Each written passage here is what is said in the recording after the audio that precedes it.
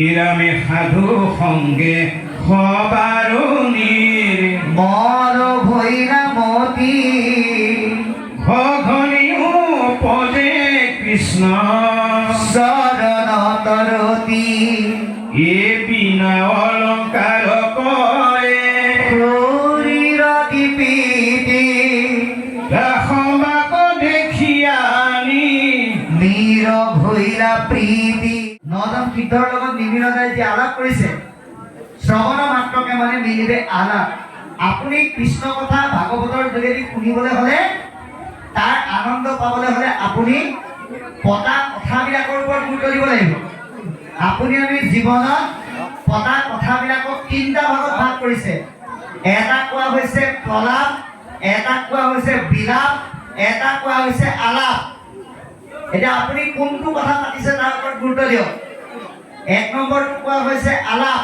আজি যে আমি ইয়াত মিলিত হৈ ভাগৱতৰ মাধ্যমেৰে এই দিনীয় আখ্যানটো আলোচনা কৰিছোঁ এয়া আলাপ বুলি কৈছে আৰু দুই চাৰিজন ব্যক্তি গোট খাই ভাগৱতৰ স্থলীত বহি কাৰ ঘৰলৈ কোন গ'ল কাৰ ঘৰলৈ কোন আহিল কাৰ বিয়াত কাক মাতিলে কাৰ বিয়াত কিমান কি দিলে এই কথা যদি আলাপ কৰোঁ তাক কৈছে প্ৰলাপ আৰু সংসাৰৰ নানানটা সমস্যাৰ কথা যেতিয়া দুখৰ কথা নিজৰ দুখৰ কথা আনৰ ওচৰত প্ৰকাশ কৰি আলোচনা কৰি সেইখিনি কৈছে বিলাপ গতিকে আমি প্ৰলাপ আৰু বিলাপ নকৰি আমি সদায় আলাপ কৰিবলৈ যত্ন কৰিব লাগে যাৰ ফলশ্ৰুতিত কি হ'ব বুলি কৈছে যে মূৰ্তি ধৰি অগণি কুণ্ডৰ ভৈৰা বাস এই যে মহৰ্ষি জনকক ক'লে এতিয়াহে তোমাক মই ভাগৱতৰ কথা কম বুলি বেলি বহাৰ সময়ত গৃহস্থক আমন্ত্ৰণ কৰি পেলাই ভাগৱত মহাধৰ্মৰ সম্পৰ্কে জ্ঞান দিছিল মানুহ আমি এই কথাবিলাক আমি ভাগৱতৰ মাধ্যমতে গ্ৰহণ কৈছিল হেৰা যদি মহাশত্ৰু আহি ভূয় অতিথি দেৱ বুলি তাহাক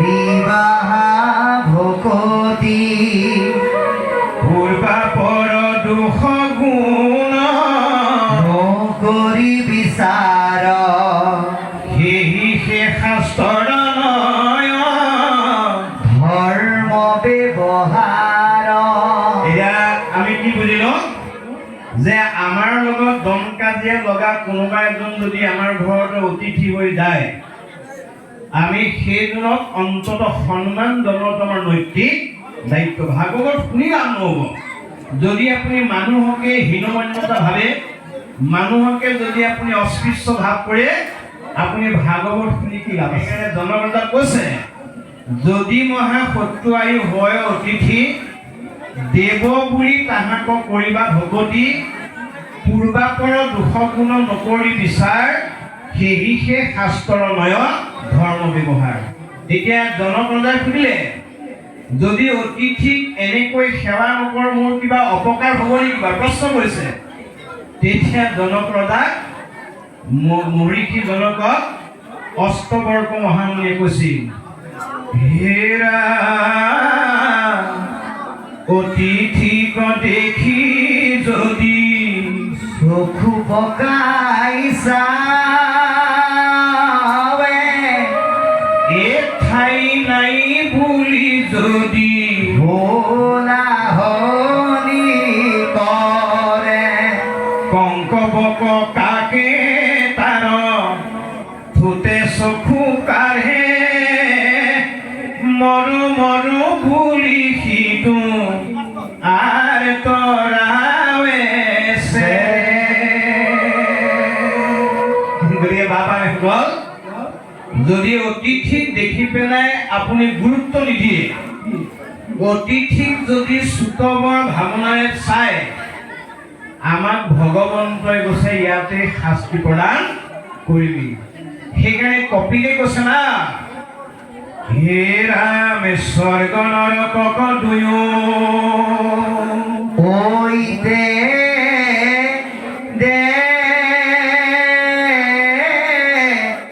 খাই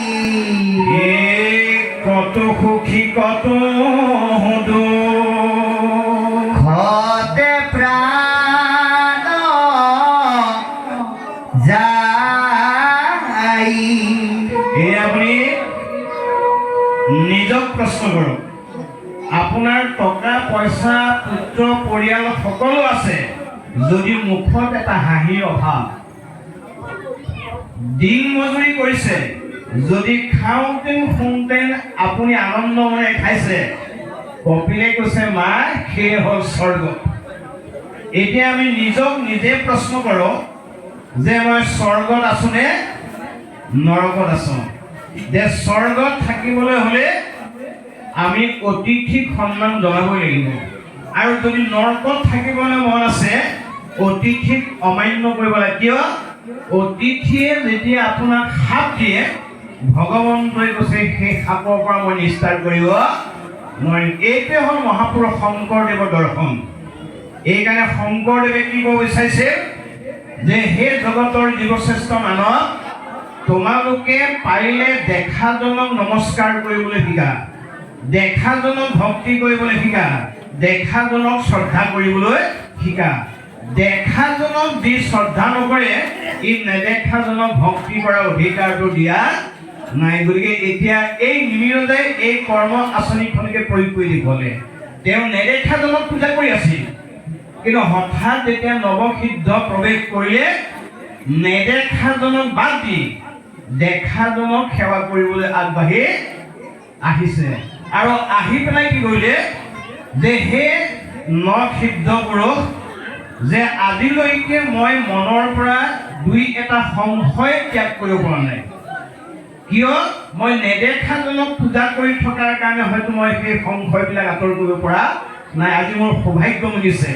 গতিকে মই আজি আপোনালোকক মই সুধিম, আপোনালোকে যিমান পাৰে মই বুজি পোৱাৰ লগতে জীৱশ্ৰেষ্ঠ মানৱে বুজি পোৱাকৈ একদম সৰল ভাষাৰে মোক বুজাই থৈ যাব লাগিব। এতিয়া নিমিৰজাৰ প্ৰশ্ন শুনিবচোন, কিমান ধুনীয়া কৰিব কৃষ্ণ।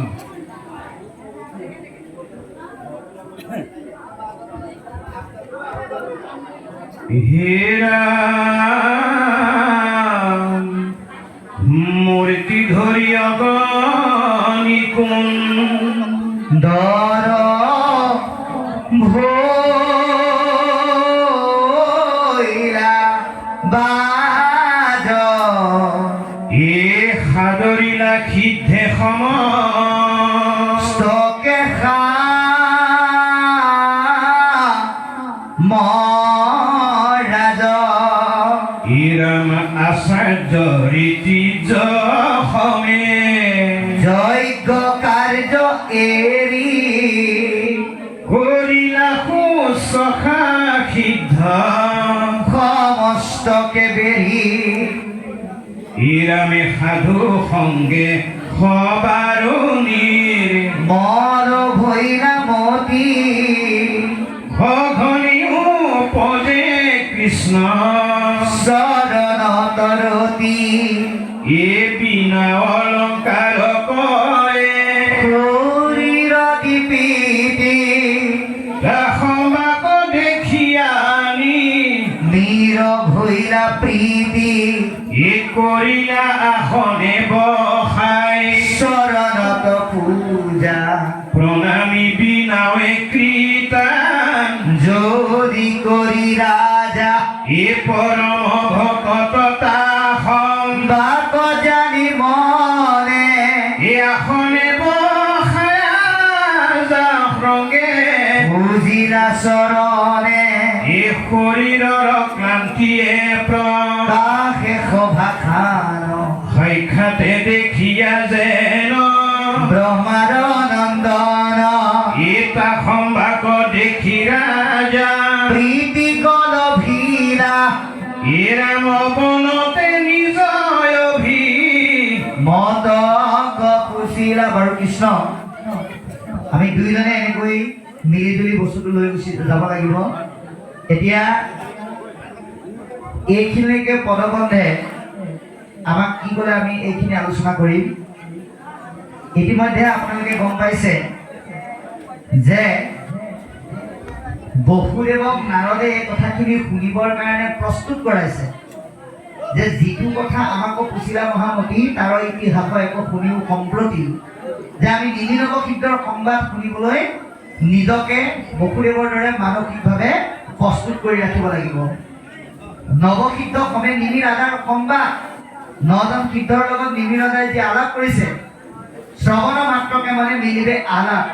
আপুনি কৃষ্ণ কথা ভাগৱতৰ যোগেদি শুনিবলৈ হ'লে তাৰ আনন্দ পাবলৈ হ'লে আপুনি পতা কথাবিলাকৰ ওপৰত গুৰুত্ব দিব লাগিব।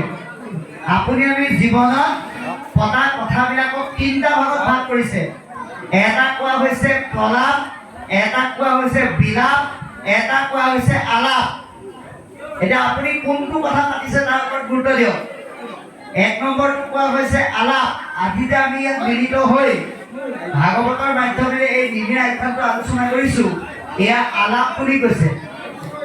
আৰু দুই চাৰিজন ব্যক্তি গোট খাই ভাগৱতৰ স্থলীত বহি কাৰ ঘৰলৈ কোন গ'ল, কাৰ ঘৰলৈ কোন আহিল, কাৰ বিয়াত কাক মাতিলে, কাৰ বিয়াত কিমান কি দিলে, এই কথা যদি আলাপ কৰোঁ তাক কৈছে প্ৰলাপ। আৰু সংসাৰৰ নানানটা সমস্যাৰ কথা যেতিয়া দুখৰ কথা নিজৰ দুখৰ কথা আনৰ ওচৰত প্ৰকাশ কৰি আলোচনা কৰি সেইখিনি কৈছে বিলাপ। গতিকে আমি প্ৰলাপ আৰু বিলাপ নকৰি আমি সদায় আলাপ কৰিবলৈ যত্ন কৰিব লাগে। যাৰ ফলশ্ৰুতিত কি হ'ল বুলি কৈছে যে মূৰ্তি ধৰি অগণি সুন্দৰ ভৈৰা বাস। এই যে নজন সিদ্ধ নিমিৰ ৰাজসভালৈ আহিল, অহাৰ লগে লগে অকল নিমিয়ে নহয় সেই যজ্ঞত ব্যৱহাৰ হোৱা অগ্নিও কুণ্ডৰ পৰা বাহিৰ হৈ গ'ল। সাদৰীলা ঋষি সমস্তকে সামৰাজ ৰজা আৰু ৰাজ সমাজে সেই ঋষিসকলক আদৰ অভ্যৰ্থনা কৰিবলৈ ধৰিলে, যেনেকৈ আজি আপোনালোকে ভকতসকলক কৰিছে। আশ্চৰ্য ৰীতিমতভাৱে যজ্ঞ কাৰ্য এৰি সেই স্থানত উপস্থিত থকা যিসকল জ্ঞানজ্যেষ্ঠ মহান গুণী জ্ঞানী ঋতিজ আছিল তেওঁলোকেও যজ্ঞ কাৰ্যক বাদ দি ভকতক পূজা সেৱা শুশ্ৰূষা কৰিবলৈ লাগিল। কেলে বাৰু?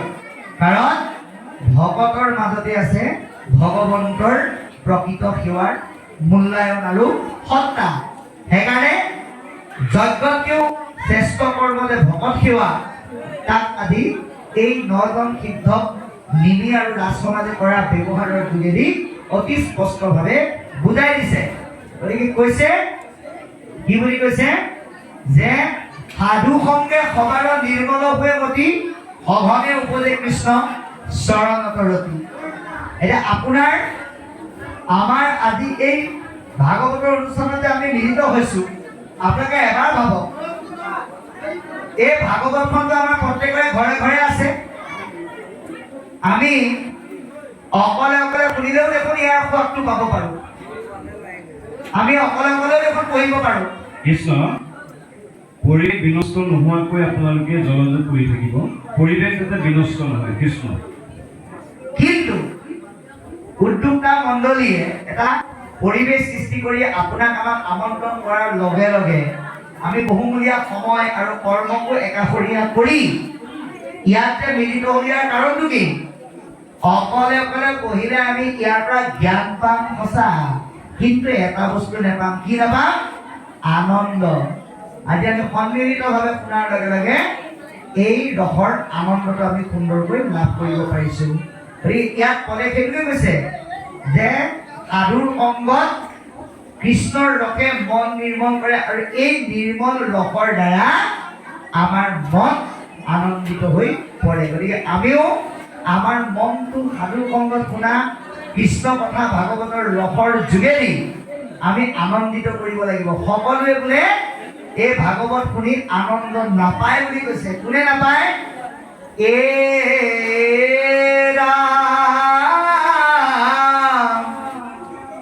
অজিম পাতকী যিটো